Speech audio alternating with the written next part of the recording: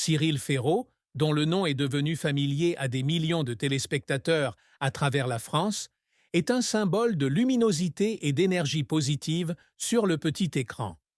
Né le 15 mars 1985 à Digne-les-Bains, petite ville nichée dans les Alpes de Haute-Provence, il a grandi dans une famille simple, où l'amour et le soutien de ses parents ont nourri les grands rêves d'un garçon qui aimait être sous les projecteurs.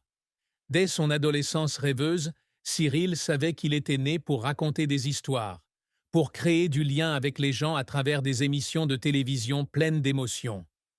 Mais derrière son sourire éclatant et son style de présentation charismatique, Cyril porte en lui une profonde douleur, des secrets qu'il garde précieusement et des histoires tristes qui l'ont façonné aujourd'hui. Sa vie n'a pas seulement été un halo de célébrité, mais aussi un voyage à travers la perte, des moments de solitude et une douleur apparemment insupportable. Cyril Ferraud a grandi dans une famille unie, où ses parents, et en particulier son père bien-aimé, ont été sa plus grande source de motivation pour poursuivre ses rêves. Enfant unique, il a bénéficié de l'amour inconditionnel de ses parents, qui ont toujours cru au talent de leur fils unique. Enfant, Cyril passait des heures à regarder des émissions de télévision, imitant des présentateurs célèbres et rêvant de se retrouver un jour devant la caméra.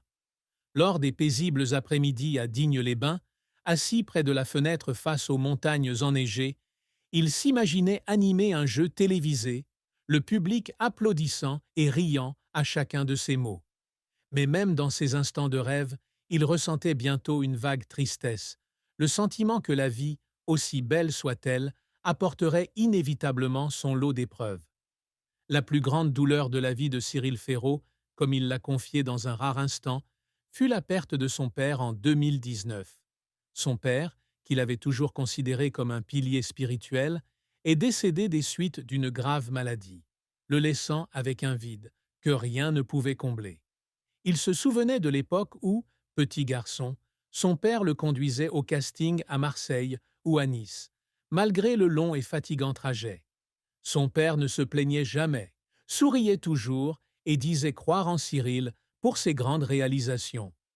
Lorsqu'il apprit la grave maladie de son père, Cyril était au sommet de sa carrière, animant Slam sur France 3 et se préparant à de nouveaux projets. Mais toute cette gloire sembla s'évanouir lorsqu'il reçut un SMS du médecin l'informant que son père n'avait plus beaucoup de temps. Il raconta qu'à la lecture de ce SMS, l'espace d'un instant, il eut l'impression que son monde s'écroulait. Même devant la caméra, entouré de centaines de téléspectateurs et de collègues, il dut retenir ses larmes, continuer à sourire professionnellement et à animer l'émission comme si de rien n'était.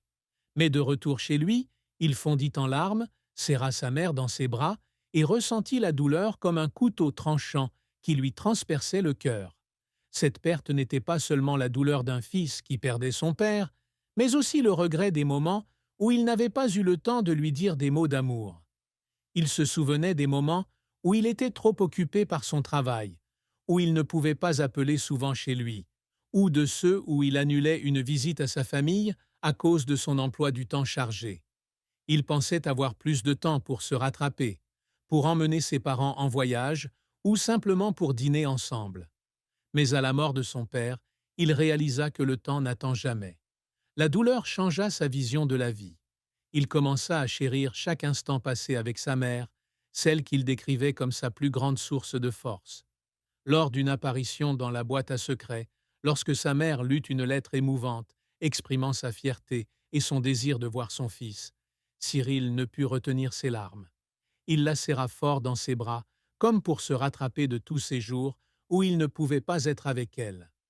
La vie de Cyril Ferraud fut non seulement marquée par la douleur de la perte de sa famille, mais aussi par les pressions invisibles du monde du divertissement.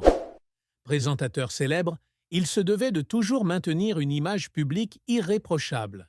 Son sourire, aussi éclatant soit-il, était parfois un masque qui masquait ses véritables émotions. Il a confié un jour qu'il y avait des jours où il se sentait épuisé, non pas à cause du travail, mais à cause de la pression de toujours être joyeux, toujours positif, même s'il portait en lui une tristesse indicible. Il se souvient d'un jour où, après une longue journée de tournage, il est rentré dans son appartement parisien, s'est assis seul dans le noir et a fondu en larmes. Personne ne savait que derrière l'image toujours radieuse de Cyril Ferraud à la télévision se cachait un homme sensible, facilement blessé par les critiques ou les attentes trop élevées des